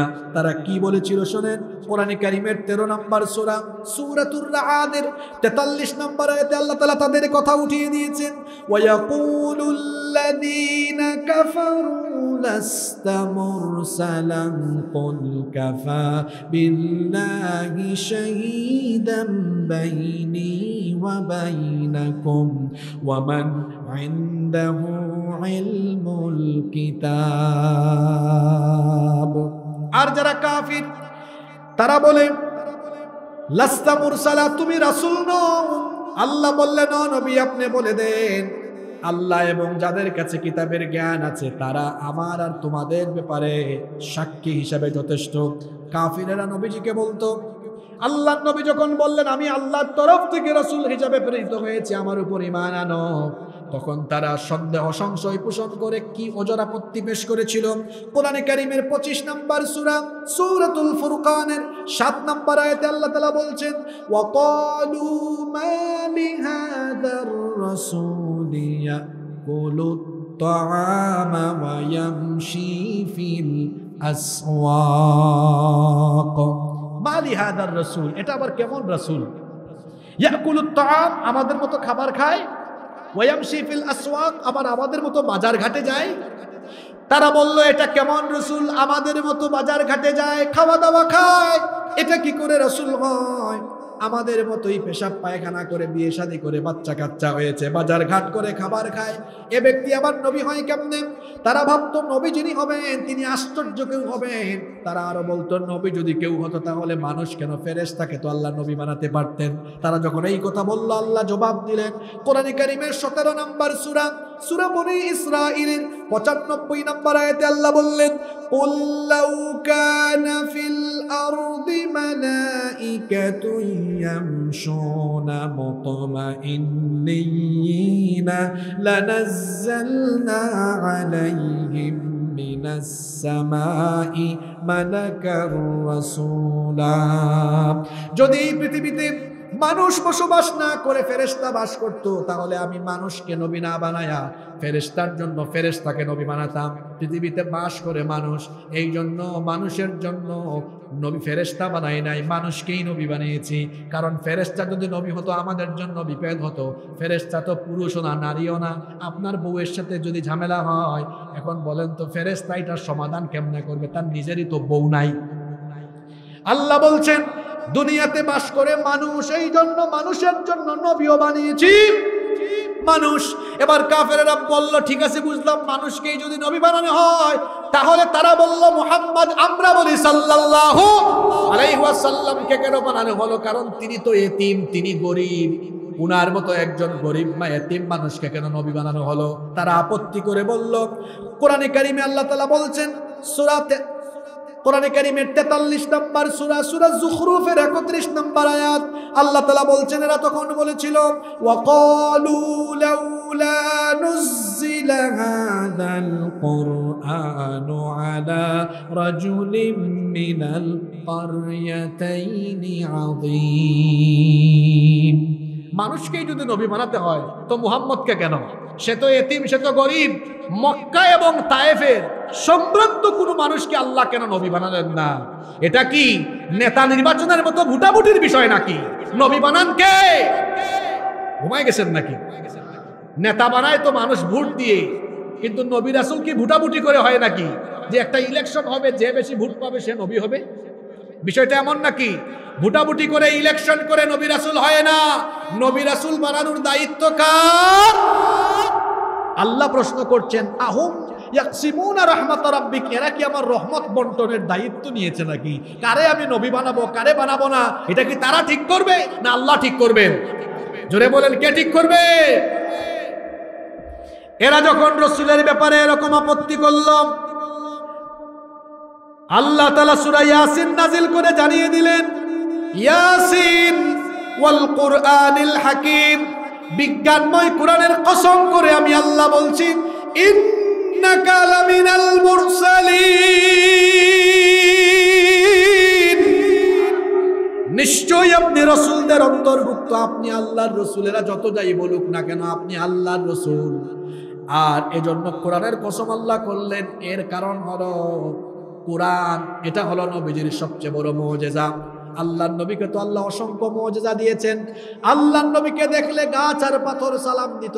আল্লাহর নবীর এমন মুজিজা, আমি আপনি আকাশের দিকে আঙ্গুল তুললে কিছুই হয় না, কিন্তু আমার নবী যখন আকাশের পানে আঙ্গুল তুলেছেন, আমার নবীর আঙ্গুলের ইশারায় আল্লাহ তাআলা আসমানের চাঁদকে 2 টুকরা করে দিয়েছেন। এটা হলো আমার নবীর মুজিজা। অসংখ্য মুজিজা আমার নবীর জীবনে ঘটেছে, তার মধ্যে অন্যতম মুজিজা এবং শ্রেষ্ঠ মুজিজা হলো আল কোরআন। এই কোরআনের কসম আল্লাহ জন্যই করেছেন। কোরআন তো কোনো মানুষ বানাতে পারে না। কোরআন এসেছে কার তরফ থেকে? কোরআন কোনো মানুষ যেহেতু বানাতে পারে না, এজন্য আল্লাহ তাআলা বলছেন আমার প্রদত্ত, আমার নাজিল করা কোরআনের কসম করে বলছি, অবশ্যই আপনি রাসূলদের একজন। আলা সিরাতিম মুস্তাকিম, আর আপনি সিরাতে মুস্তাকিমের উপরে আছেন। এরপরে আল্লাহ বলছেন তানজিলাল আজিজির রাহিম, এই কোরআন নাজিল হয়েছে এমন এক সত্তার কাছ থেকে। এখানে আল্লাহর 2টা গুণ বলা হলো, আজিজ আর রাহিম। আজিজ শব্দের অর্থ হচ্ছে মহাপরাক্রমশালী। আল্লাহর ক্ষমতা সবচেয়ে কম না বেশি? আল্লাহর কেমন ক্ষমতা? নগরকে সাগর বানান, সাগরকে নগর বানান, রাতকে দিন বানান, দিনকে রাত বানান, ধনীকে ফকির বানান, ফকিরকে ধনী বানান, ক্ষমতায় থাকা ব্যক্তিকে জুতা পেটা করাইয়া ক্ষমতা থেকে নামান, দুর্বলকে আবার ক্ষমতায় বসান। সব ক্ষমতার মালিক কে? খুব ঠিকঠাক থেকে নড়ে চড়ে বসে করলেন। এই সব কথা শোনার জন্য খালি মাহফিলে আসেন, তাই না? কিছু জ্ঞানও তো নিয়ে যাবেন। মনে রাখবেন, পৃথিবীকে মোকাবেলা করতে হলে বুদ্ধিবৃত্তিক শক্তি দরকার, জ্ঞান দরকার। জ্ঞান ছাড়া কাউকে মোকাবেলা করা যায় না। খালি মিছিল দিয়া, স্লোগান দিয়া পৃথিবীকে জয় করা যায় না। বুদ্ধিবৃত্তিক ভাবে জ্ঞান অর্জন করে এগিয়ে যেতে হয়। মাহফিলে যখন আসবেন, জ্ঞান অর্জনের, জ্ঞান আহরণের নিয়তে আসবেন। আল্লাহ তৌফিক দান করেন। আল্লাহ বলছেন, এটা এমন সত্তার কাছ থেকে এসেছে যিনি হলেন আজিজ, মহাপরাক্রমশালী। তিনি এমন, তিনি যা ইচ্ছা তাই করতে পারেন, তাকে বাধা দেওয়ার কোন শক্তি দুনিয়াতে। এরপরে আল্লাহর আরেকটা পরিচয় দেওয়া হয়েছে। এই কোরআন যার তরফ থেকে এসেছে তিনি রাহিম, তিনি হলেন মেহেরবান, তিনি বড়ই দয়াবান। এখানে আল্লাহ তার সিফাতি একটা নাম রাহিম ব্যবহার করেছেন। কেন? এজন্য ব্যবহার করেছেন, কোরআন যার তরফ থেকে নাজিল হয়েছে তিনি রাহিম, দয়াবান। এই জন্য তিনি কোরআন নাজিল করে আমাদের উপর বড় ইহসান করেছেন, দয়া করেছেন। কারণ কোরআন যদি নাজিল না হতো, আমি আপনি সত্য পথ, সঠিক পথ, হকের পথ চিনতাম না। পৃথিবীতে তো অসংখ্য আঁকাবাঁকা পথ আছে, সঠিক পথ কোনটা এটা আল্লাহ তাআলাই আমাদেরকে নির্ধারণ করে দিয়েছেন। আল্লাহ যদি নির্ধারণ করে না দিতেন, আমরা নির্ধারণ করতে পারতাম না। এজন্য রব্বুল আলামিন কোরআনে কারীমের 16 নম্বর সূরা সূরাতুন নাহালের 9 নম্বর আয়াতে বলছেন, ওয়া আলাল্লাহি কাসদুস সাবিলি ওয়া মিনহা জাইরুম ওয়ালাউ শাআ লাহাদাকুম আজমাইন। আর সোজা রাস্তা দেখায়া দেওয়ার দায়িত্ব আমার। যেখানে আছে অসংখ্য আঁকাবাঁকা পথ, সেখানে সোজা রাস্তা চিনিয়ে দেওয়ার দায়িত্ব কার? সেই সোজা রাস্তার নাম হলো ইসলাম। আর এই সোজা রাস্তা আল্লাহ নবীর কাছে কোরআন পাঠানোর মাধ্যমে সেই সোজা রাস্তা, হেদায়েতের রাস্তা, আলোকিত রাস্তা দেখিয়েছেন। এজন্য আল্লাহ কোরআনে কারীমের 14 নম্বর সূরা, সূরা ইব্রাহিমের শুরুতেই বললেন, কিতাবুন আনজালনাহু ইলাইকা লিতুখরিজান নাসা মিনায-যুলুমাতি ইলান নূর। ও নবী, আপনার কাছে এই কিতাব আমি এজন্যই নাজিল করেছি যাতে করে অন্ধকারাচ্ছন্ন এই মানবতাকে আলোর পথে নিয়ে আসতে পারেন। এই জন্য কোরআন যিনি নাজিল করেছেন তিনি কে? তিনি এটা দিয়ে দয়া করেছেন। এই কোরআন না দিলে আমরা সঠিক পথ চিনতাম না। এরপরে আল্লাহ তাআলা বলছেন, ও নবী, লিতুনযিরা কওমান মা উনযিরা আবাউহুম ফাহুম গাফিলুন। এই কোরআন আমি এজন্য নাজিল করে দয়া করেছি, কিতাব আপনাকে এজন্য দিয়েছি যাতে করে আপনি এমন এক কওমকে ভীতি প্রদর্শন করতে পারেন যাদের পূর্বপুরুষদেরকে সতর্ক করা হয় নাই। এখানে কাফের মুশরিকদের পূর্বপুরুষদের কথা বলা হচ্ছে। এদের কাছে তো নবীজির পয়গাম যায় নাই। আল্লাহ বলছেন, ও নবী, এজন্যই ভীতি প্রদর্শন করেন, কারণ এদের পিতৃপুরুষ, পূর্বপুরুষরা তো এই কোরআনের বার্তা পায় নাই, তারা গাফেল ছিল। আপনি তাদেরকে এই কোরআনের বার্তা পৌঁছে দিয়ে তাদেরকে সতর্ক করে দেন। কিন্তু যারা অন্তরটাকে তালাবদ্ধ করেছে, অন্তর বহরাঙ্কিত করে ফেলেছে, এদের ব্যাপারে আল্লাহ পরের আয়াতে বলে দিলেন, লাকাদ হাক্কাল কওলু আলা আকসারিহিম ফাহুম লা ইউমিনুন। আজকে আমি যে 7টা আয়াত তেলাওয়াত করেছি, এর শেষ আয়াত এটা। এই আয়াতে বহু বার্তা আছে। দয়া করে 6-7টা মিনিট আমার দিকে মনোযোগী হতে পারবেন?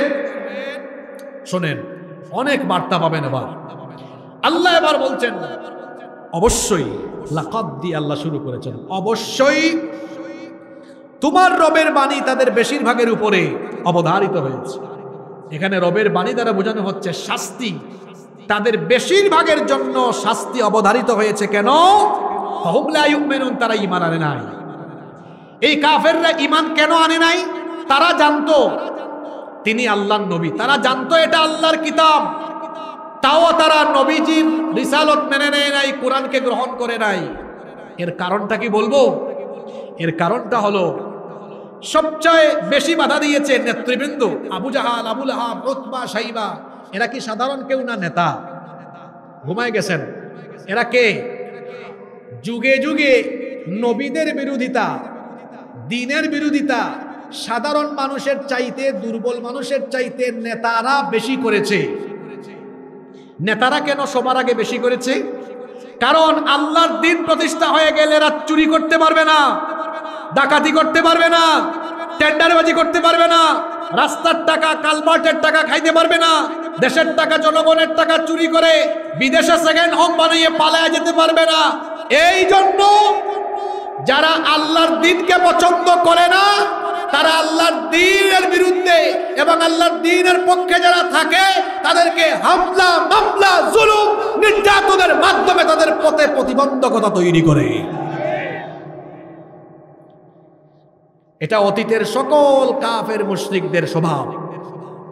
আল্লাহ বলছেন, ও নবী, আপনি যাদেরকে দাওয়াত দিচ্ছেন এই কাফেররা জানে আপনি নবী, এরা জানে এটা আল্লাহর কিতাব, এরপরে ঈমান আনতেছে না কেন? কুরআনের একটা মজা হলো, এক আয়াতের তাফসীর পাওয়া যায় অন্য আয়াতে। এটাকে বলে তাফসীরুল কোরআন বিল কোরআন, কোরআন দিয়ে কোরআনের তাফসীর। এই আয়াতের সুন্দর ব্যাখ্যা পেয়ে যাবেন আপনি কোরআনে কারীমের 10 নম্বর সূরা, সূরা ইউনূসের 96 নম্বর আয়াতে আল্লাহ বলছেন, ইন্নাল্লাযীনা হাক্কাত আলাইহিম কালিমাতু রাব্বিকা লা ইউমিনুন, নিশ্চয়ই যাদের জন্য তোমার রবের শাস্তি অবধারিত হয়েছে তারা ঈমান আনবে না। ওয়ালাউ জাআতহুম কুল্লু আয়াতিন হাত্তা ইয়ারাউল আযাবাল আলীম, যদি তাদের কাছে সব নিদর্শন মুআজিজা নিয়েও আসেন এরা ঈমান আনবে না। তারা একবার এসে নবীজিকে বলছিল কি, মুহাম্মদ, আমরা বলি সাল্লাল্লাহু, তুমি যে নবী হইছো আমরা মানি না, বিশ্বাস করি না, তবে একটা ঘটনা ঘটাইতে পারলে ঈমান আনবো। কি? তুমি কি পারবা আকাশের চাঁদ 2 টুকরা করতে? নবীজি চুপচাপ মাথাটা নিচু করে ফেলেছেন। আল্লাহ বলেন, ও নবী, মাথাটা নিচের দিকে কেন? মাথা উঠান, আঙ্গুলটা আকাশের দিকে উঠান। আঙ্গুল উঠানোর দায়িত্ব আপনার, আকাশের চাঁদ 2 টুকরা করে দেওয়ার দায়িত্ব আমার। কাফেররা এটা দেখেছে, শোনেন, দেখেছে আবু কুবাইসের দিকে এক টুকরা, আরেক টুকরা অন্য দিকে। দেখার পরে বলে, সম্ভবত মুহাম্মদ আমাদেরকে জাদু করে ফেলেছে। নাউজুবিল্লাহ পড়বেন না? আশেপাশের লোক এতে সাক্ষ্য দিয়েছে সত্যি চাঁদ 2 টুকরা হয়েছে। তারা বলছে না, ঈমান আনবো না। এইভাবে করে নিদর্শন চোখের সামনে দেখেও কেন কাফেররা, কাফের নেতারা ঈমান আনে নাই? নেতৃবৃন্দ কেন বাধা দিয়েছে? একটাই কারণ ছিল, আবু জাহাল। আচ্ছা, এখানে আরেকটা কথা বলি, আবু জাহাল কিন্তু তার নাম না। যেমন চেয়ারম্যান কি কারো নাম? এটা তার পদের নাম।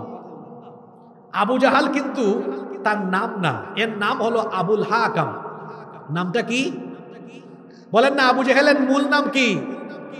যেমন আপনাদের এলাকায় একজনের নাম আব্দুল করিম, তো মানুষ ওনার নাম ধরে ডাকে না, বলে ভুইয়া সাহেব, চৌধুরী সাহেব, বলে না, খান সাহেব, আরো অনেক নামে ডাকে, চেয়ারম্যান সাহেব, ভাইস চেয়ারম্যান সাহেব। এটা কি ওনার নাম? আবু জাহেলের নাম হলো আবুল হাকেম।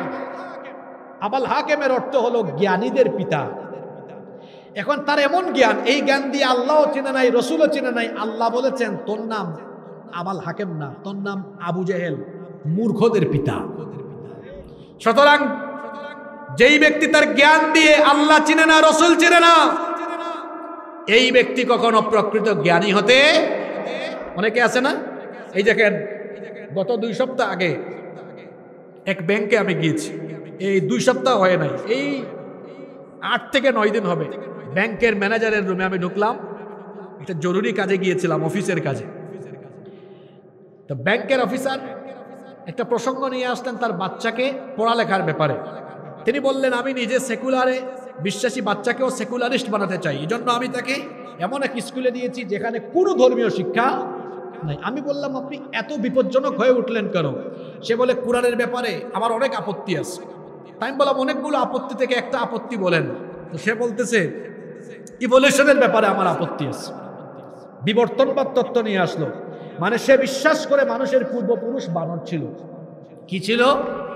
একটা কথা আছে না, যেমন কুকুর তেমন মুগুর দরকার। আমি চিন্তা করলাম এর সাইজ করতাম কেমনে। প্রথমে বুঝাইছি আমি 10-15 মিনিট, বুঝ মানে না। আমি বললাম ভাই আপনার সাথে আমি একমত, মানুষের পূর্বপুরুষ বান্দর ছিল। আপনারা ভাবতেছেন হয়তো হুজুর একমত হইল গেল, কেন একমত এমনি এমনি হয় নাই, তারা সাইজ করার জন্য একমত হইছে। আমি বললাম আমি একমত, মানুষের পূর্বপুরুষ বান্দর ছিল। কিন্তু গো ভাই, আপনি এত সুন্দর এসি রুমে আলাদা চেম্বার আপনার, এখানে বসে অফিস করতেছেন কেন? মানুষের পূর্বপুরুষ যদি বান্দরই হয়, আপনি এই মানুষের সমাজ থেকে দয়া করে বের হয়ে সুন্দরবনে গিয়ে আপনার জাতি ভাই বান্দরের সাথে বসবাস করেন। আমাদের পূর্বপুরুষ কি বান্দর ছিল? তো বলছিলাম কাফিরেরা চোখের সামনে এত কিছু দেখার পরেও কেন তারা ঈমান আনে নাই? একটাই কারণ, যদি কোরআনকে তারা সংবিধান হিসাবে মেনে নেয় আর রাসূলুল্লাহকে যদি তারা নেতা হিসাবে মেনে নেয়, তাহলে যে অন্যায় অবিচার তারা করে এটা আর করতে পারবে না। আপনি ভাবতে পারেন হুজুর দেশের এই সময় আপনি আজকে সূরা ইয়াসিন থেকে ওয়াজ করলেন কেন?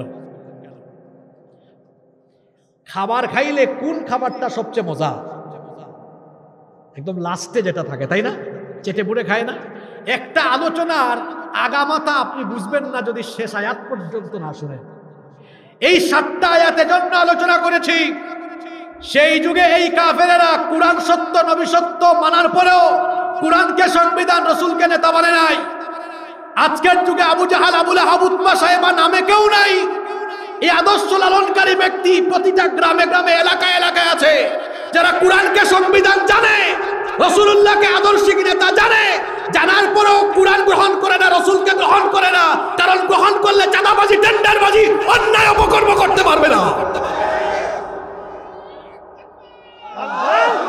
এখন শুনেন, এই লাল শার্টওয়ালা ভাই, তাকবীর থামান। সবার আগে আপনি বলেন, আপনি তাকবীর দিয়েছেন, আপনি বলেন আপনি কি সেই কাতারে যাবেন? এখন আওয়াজ ছোট হইল কেন? দেখছেন কারবার? এখন কি আওয়াজ ছোট হবে? যারা কোরআনকে সংবিধান মানে না, রাসূলকে যারা আদর্শ মানে না, নেতা মানে না, এরা কখনো ইমানদার হতে পারে? যুবক ভাইয়েরা কোথায় গিয়ে আজে বাজে স্লোগান দাও, আমার নেতার চরিত্র ফুলের মতো পবিত্র। যার জন্য স্লোগান দাও হে মনে মনে বলে আহারে কি শরম মনে মনে আমার, এরা তো আমার রাতের কারবার জানে না। দিনে তো আমার সাদা ধবধবে পাঞ্জাবি, রাতে তো আমি মদ আর নারী নিয়ে পড়ে থাকি। কোন নেতার পেছনে গিয়ে স্লোগান দাও? তুমি বলছো তার চরিত্র ফুলের মতো পবিত্র, এত নামাজ পড়ে না, 1 ওয়াক্ত গাঞ্জা খায়, 5 ওয়াক্ত, শয়তানের ভক্ত, জাহান্নামের তক্ত। এই বেঈমান কখনো আপনার নেতা হতে পারে না। যার চেহারা সুরতে নবীর আদর্শ নাই, কথাবার্তা মুআমালাতে মুআশারাতে যার রাসূলের আদর্শ নাই, সে কি করে আপনার নেতা হয়? আজকে কেন এই 7টা আয়াত আলোচনা করে শেষে নেতৃত্ব নিয়ে কথা বলছি? নেতৃত্ব নিয়ে এজন্য কথা বলছি, একটা গাড়ির প্যাসেঞ্জার নিরাপদে থাকার জন্য কোন ব্যক্তি সবচেয়ে গুরুত্বপূর্ণ? ঘুমাই গেল নাকি? কে? ড্রাইভার। ড্রাইভার যদি গাঁজা খাইয়া গাড়ি চালায়, মদ খাইয়া গাড়ি চালায়, এই গাড়ি রাস্তায় থাকবে না খালে পড়বে? ঠিক তেমনি গাঁজাখুর, ইয়াবাখুর, চরিত্রহীন, অসৎ প্রবণ ব্যক্তি যখন সমাজ রাষ্ট্রকে নেতৃত্ব দিবে, এই জাতি উন্নতির রাস্তা থেকে নেমে ধ্বংসের কাতারে চলে যাবে। এজন্য আপনার নেতৃত্ব ঠিক করতে হবে, ইমাম ঠিক করতে হবে। 54টি বছর ধরে আমার দেশ নির্যাতিত। আমার বয়স তো মাত্র 30। বুঝ হওয়ার পর থেকে যা দেখতেছি, আমার দেশটা বড় মজলুম। গত কয়েক বছর ধরে বিভিন্ন দেশে ঘুরি, সফর করি। আল্লাহ তো কোরআনে বলেছেন সফর করো, নিদর্শন দেখো, জ্ঞান অর্জন করো, অভিজ্ঞতা নাও। কিছু কিছু দেশে গিয়ে দেখলাম আমাদের পরে স্বাধীন হইছে, আমাদের সাথে স্বাধীন হইছে। কত উন্নত, কত সমৃদ্ধ, আমরা পারলাম না কেন? আমার দেশের সম্পদ কম না? আপনাদের এই উত্তরবঙ্গের মাটিকে আমি ভালোবাসি। আপনাদের এই সবজির টেস্ট সারা দেশে আর নাই। শুধু সবজি না, বিশ্বাস করেন, এটা তো প্রশংসা সামনাসামনি করতে তো নিষেধ আছে, কিন্তু আমি এই লোভ সামলাতে পারতেছি না, বলে ফেলতেছি। উত্তরবঙ্গের মানুষের মতো সাধারণ সুন্দর দিলওয়ালা মানুষ বাংলাদেশের কোথাও পাবেন না। একদম সহজ সরল মানুষের। আমরা তো সারা দেশ ঘুরি, মোটামুটি বুঝি। পেজগুজ কম, হ্যাঁ এখানেও পেজগুজের মানুষ আছে, কিন্তু সংখ্যাটা বড় কম। সোনার মাটি ফেললেই শাকসবজি হয়, ফসল ভরা, মাঠ ভরা ধান, গোলা ভরা ধান। সমুদ্র আছে, চা আছে, গ্যাস আছে, পাথর আছে, কয়লা আছে, কি নাই আমাদের? তবে আমাদের আরো একটা জিনিস আছে, যেভাবে সম্পদ আর সম্পদ আছে সেভাবে চোর আর ডাকাতও আমাদের কাছে আছে। 54 বছর ধরে আমার দেশ বড় নির্যাতিত। এটা সামনের দিকে আগাচ্ছে না কেন? ওই গাড়ির ড্রাইভারের মতো, এক গাঁজা খাইলে যেমন গাড়ি খালে পড়ে যাবে, ঠিক তেমনি দেশ পরিচালনার দায়িত্ব যতদিন পর্যন্ত চরিত্রবান লোকদের হাতে না যাবে এই দেশ উন্নত হবে না। এটা কেমনে করতে হবে? এই সূরার মধ্যেই এটা আছে। জ্ঞান, বিজ্ঞান, হিকমত, হেদায়াতে পরিপূর্ণ কিতাব কুরআন দিয়ে করতে হবে। এখন ঠিকটা ছোট করে হইছে, এটাকে আমি বড় করে আনাইতেছি। রসুলের জিন্দেগি 63 বছর, 53 বছর, 2 ভাগ। মক্কায় নবুয়তের আগে এক অবস্থা, নবুয়তের পরে 13 বছর আর এক অবস্থা। এরপরে মদিনায় গেলেন, 10 বছর একটা রাষ্ট্র পরিচালনা করলেন। নিজে আইন বানায়া না কুরআন দিয়ে? জোরে বলেন, কি দিয়ে? এখন অনেকে আছে কয় কুরআনের রাজনীতিতে বিশ্বাস করি না, কুরআনের রাজনীতি নাই। মূর্খ! আউযুবিল্লাহ বিসমিল্লাহ বলতে পারে না, বক্তব্য দিতে গেলে সিরিয়াল ঠিক রাখে না, কয় বিসমিল্লাহির রহমানির রহিম আউযুবিল্লাহি মিনাশ শাইতানির রাজিম। টিভিতে যে সকল নেতারা বক্তব্য দেয়, এদের সাথে দেখা হয় তো আমাদের, আমি তো ধরেও ফেলি। আমার স্বভাবটা এমনই, সে যে দলের যেই হোক না কেন, যে যেটা করবে একদম সামনাসামনি চোখে চোখ রেখে আমি বলি। এরকম কয়েকজনকে পাইছিলাম আমি বললাম, আপনি তো অনেক জায়গায় আউযুবিল্লাহি মিনাশ শাইতানির রাজিম আর বিসমিল্লাহির রহমানির রাজিম বলেছেন, সিরিয়ালও ঠিক রাখেন নাই। আপনি কেমনে জানেন কুরআনে কি আছে কি নাই? আপনাকে তো পুরা কুরআন পড়তে হবে, তারপরে না বুঝতে হবে। কুরআনে কি নারী অধিকারের কথা নাই? অপরাধ করলে কোনটার অপরাধে কি হবে এগুলা কি নাই? নারী তো এই দেশে এখনো মর্যাদা অধিকার পায়নি। এদের স্বাধীন হয়েছে 54 বছর হয়েছে, তার মধ্যে 32 বছর শুধু মহিলারা দেশ চালাইছে, আর 22 বছর পুরুষরা। ঠিক যে কইলেন, শরম লাগে না? আপনারা 22 বছর আর মহিলারা কত বছর? হিসাব ঠিক আছে না? একজন 17 না, এর আগেও মনে হয় কিছু আছে, আরো 22 হয়েছে, আরেকজন 10, 22-এ 10-এ কত? আর 2 জন মিলেই 32, কাম সারছে। আর বাকি কয়েকজনে মিলে কত? 22।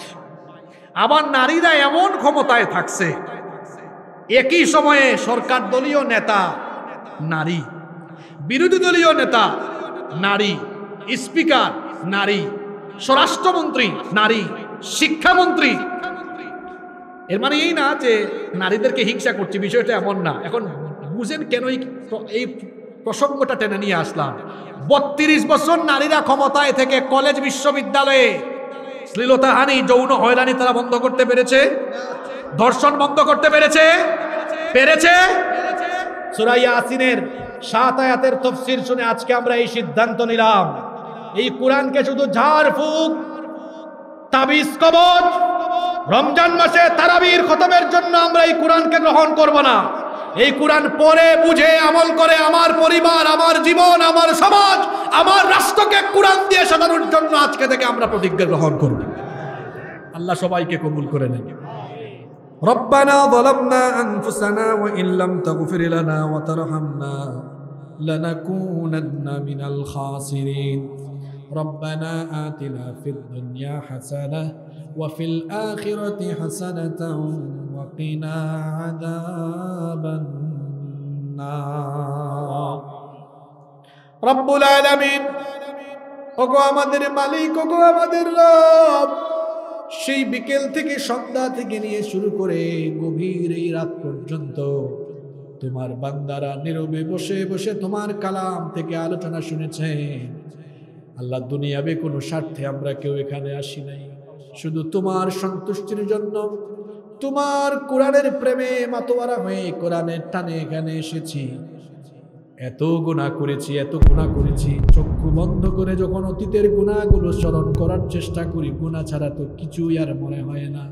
মনে হয় যেন গুনাহের সাগরে সাঁতার কাটতে কাটতে ডুবে যাওয়ার মতো অবস্থা হয়ে যাচ্ছে আমাদের।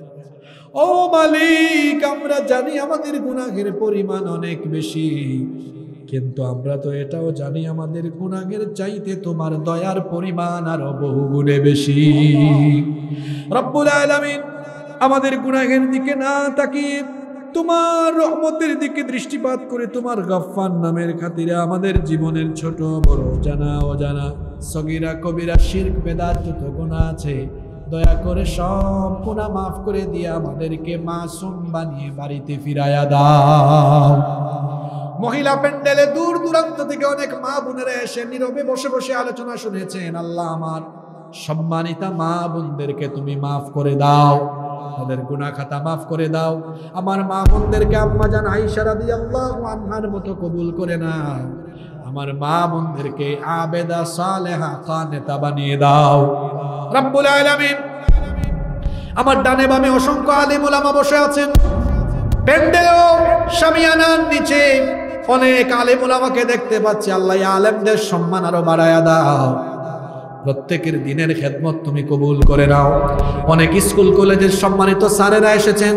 আল্লাহ, আমাদের স্যারদেরকে মাফ করে দাও, তাদের ইজ্জত সম্মান বাড়ায় দাও। ব্যবসায়ী ভাইয়েরা এসেছেন, তাদের ব্যবসার মধ্যে বরকত দিয়ে দাও। আমার বাবার বয়সী দাড়ি পাকা মুরব্বী বাবারা এসেছেন। রাত তো 1টা বেজে গেল। আমার বাবারা কত কষ্ট করে এখানে বসে বসে তোমার কোরআন শুনেছেন। আল্লাহ, আমার দাড়ি পাকাই প্রত্যেক বাবাদের জীবনের গুনাহ খাতা মাফ করে তুমি তাদেরকে বাড়ি ফিরাইয়া দাও। আল্লাহ, আমার বাবাদেরকে তুমি ঈমানি জিন্দেগি নসিব করে দাও। চারদিকে যুবক আর যুবক, এত যুবক তরুণ ছাত্ররা মাহফিলে এসেছে। আল্লাহ, এই বয়সে তারা চাইলে রাতের বেলা ফেসবুকে অনলাইন গেমিং, বিভিন্ন ধরনের আজে বাজে আড্ডা দিয়ে সময় তারা কাটাতে পারত, কিন্তু শুধুমাত্র তোমার কোরআনের আকর্ষণে তারা এখানে ছুটে এসেছে। আল্লাহ, এই যুবকদেরকে তুমি কবুল করে নাও। কিয়ামতে যে যুবকদেরকে তুমি আরশে আজিমের নিচে ছায়া দিবে, জায়গা দিবে, আল্লাহ, তাদের সাথে আমার এই কালীগঞ্জের যুবক ভাইদেরকেও তুমি জায়গা করে দিও। রব্বুল আলামিন, এই গভীর রাতে যখন তোমার কাছে দোয়া করছি, মনে পড়ে গেল আমাদের আব্বা আম্মার কথা। এত কষ্ট, এত ত্যাগ স্বীকার করে তারা আমাদেরকে লালন পালন করেছেন গো আল্লাহ। আল্লাহ, আমাদের অনেকের বাবা মা আমাদেরকে ছেড়ে কবরের বাসিন্দা হয়ে গিয়েছেন। আল্লাহ, আমাদের কবরবাসী আব্বা আম্মার কবরকে তুমি জান্নাতুল ফেরদাউস বানিয়ে দাও। আমাদের যাদের মা বাবা বেঁচে আছেন, নেক হায়াত বাড়িয়ে দাও। আল্লাহুম্মা গফিরলি ওয়া লিওয়ালিদাইয়া ওয়া কুর রাব্বিরহামহুমা কামা রাব্বায়ানি সগীরা রাব্বিরহামহুমা কামা রাব্বায়ানি সগীরা। রব্বুল আলামিন, আমাদের যত আত্মীয় স্বজন কবরে চলে গিয়েছেন তাদেরকে মাফ করে দাও। ও আমাদের রব, ও আমাদের মালিক, এই এলাকায় কবরস্থানে যত মুর্দেগান শাহিদ আছেন, আল্লাহ, সবাইকে তুমি মাফ করে দাও। এই ক্যাডেট মাদ্রাসাকে আল্লাহ তুমি কবুল করে নাও। মাদ্রাসাটি নতুন হয়েছে, এই মাদ্রাসার যত ধরনের ঘাটতি সমস্যা আছে, আল্লাহ, সব সমাধান করে দাও। এই মাহফিল বাস্তবায়নের জন্য আমার যুবক ভাইরা বড় পরিশ্রম করেছে, কষ্ট করেছে। আল্লাহ, আমার ভাইদের পরিশ্রমকে তুমি কবুল করে নাও। রাজনৈতিক নেতৃবৃন্দ, সামাজিক নেতৃবৃন্দ সহযোগিতা করেছেন। মাহফিলে এসেও তারা মাহফিলের সৌন্দর্য বর্ধন করেছেন। আল্লাহ, তাদেরকে তুমি মাফ করে দাও। প্রত্যেককে তুমি দ্বীনের জন্য কবুল করে নাও। আমার ডানে বামে অনেক সম্মানিত মানুষজন বসে আছেন, আল্লাহ তুমি তাদের সবাইকে মাফ করে দাও। আজকের মাহফিলের সম্মানিত ওয়াইজ, সম্মানিত আলোচক, মুফাসসির যারা ছিলেন, বিশেষ করে আমার ভাই মাওলানা আব্দুর রশিদ সাহেব, আরো যারা আলোচনা করেছেন, আল্লাহ আমার ভাইদের ইজ্জত সম্মান বাড়িয়ে দাও। আল্লাহ আমাদের ইলমে আমলে কমতি আছে, আল্লাহ আমাদের যোগ্যতা বাড়ায়া দাও। যত কথা বলি এগুলো আমাদেরকে আমলের তৌফিক দাও রব্বুল আলামিন। মিডিয়ার অনেক ভাইয়েরা দূর দূরান্ত থেকে এসেছে, রংপুর থেকে, ঢাকা থেকে এসেছে। আল্লাহ রাতের বেলা তারা বাড়ি ফিরবে, নিরাপদে তাদেরকে বাড়ি ফেরার ব্যবস্থা করে দিও। রাস্তাঘাটে পথ চলাচলে তুমি আমাদের সাহায্যকারী, নিরাপত্তা দানকারী হয়ে যাও। অনেক অনেক দূর থেকে বিভিন্ন ভাইয়েরা, বাবারা, মায়েরা, বোনেরা ভ্যানে করে, রিকশায় করে, সাইকেলে করে, মোটর সাইকেলে করে, গাড়িতে করে এসেছেন। আল্লাহ প্রত্যেককে তুমি নিরাপদে বাড়িতে ফিরাইয়া দিও। কিয়ামত পর্যন্ত এলাকায় কোরআনের মাহফিল তুমি জারি রাখার ব্যবস্থা করে দিও রব্বুল আলামিন। ওগো আমাদের মালিক, আজকের মাহফিলের সম্মানিত মেহমান বরকতুল্লাহ বুলু ভাই, বিশিষ্ট মিডিয়া ব্যক্তিত্ব, উমরার সফরে আছেন। আল্লাহ তোমার বান্দাকে উমরাতাম মাকবুলা নসিব করে দাও। এখানে যারা হাত তুলেছেন, আল্লাহ প্রত্যেককে তুমি তোমার ঘরের মেহমান বানায়া দিও রব্বুল আলামিন। ওগো আমাদের মালিক, আজকে যে মাদ্রাসার ছাত্ররা এত সুন্দর প্রদর্শনী করেছে, এই ছোট ছোট কোরআনের পাখিগুলোকে তুমি কবুল করে নাও। প্রত্যেককে তুমি মাহের আলেম হওয়ার তৌফিক দান করে দাও। এই মাদ্রাসার উস্তাদদেরকে মাফ করে দাও। মাদ্রাসার আসাতিজায়ে কেরাম যারা আছেন, ইজ্জত সম্মান যোগ্যতা দক্ষতা বাড়িয়ে দাও। ম্যানেজিং কমিটির সবাইকে মাফ করে দাও রব্বুল আলামিন। যত কথা বললাম সেগুলো কবুল করে নাও, যেগুলো বলতে পারলাম না, তোমার বান্দাদের মনে মনে যেগুলো আছে, আল্লাহ প্রত্যেকের ফরিয়াদকে তুমি কবুল করে নাও। রব্বানা তাকাব্বাল মিন্না ইন্নাকা আনতাস সামিউল আলিম ওয়া তুব আলাইনা ইন্নাকা আনতাত তাওয়াবুর রহিম। বিফদলি সুবহানা রাব্বিকা রাব্বিল ইজ্জাতি আম্মা ইয়াসিফুন ওয়া সালামুন আলাল মুরসালিন ওয়ালহামদুলিল্লাহি রাব্বিল আলামিন। ওয়া জাআল আখিরা কালামিনা ইনদাল মাউত লা ইলাহা ইল্লাল্লাহু মুহাম্মাদুর রাসূলুল্লাহ।